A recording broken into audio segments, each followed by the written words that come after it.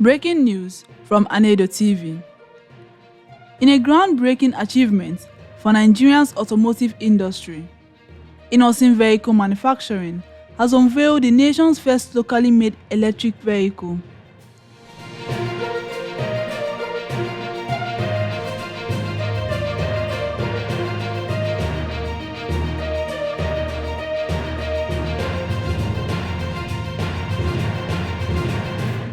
This September, the new subcompact model was put to test, capturing attention with its striking colors and sleek design.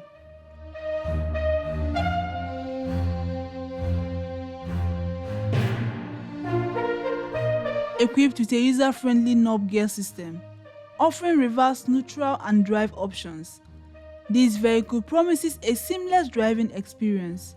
More than just functional, it exudes luxury, providing sophisticated feel that appeals to modern consumers. Innoson is not just making waves, they are setting a new standard in the industry by adding electric vehicles to their impressive lineup. This significant step forward underscores the company's commitment to innovation and sustainability in Nigeria's automotive market. Stay tuned for more updates as Innoson continues to transform the landscape of local manufacturing. I am Priska Ezago reporting.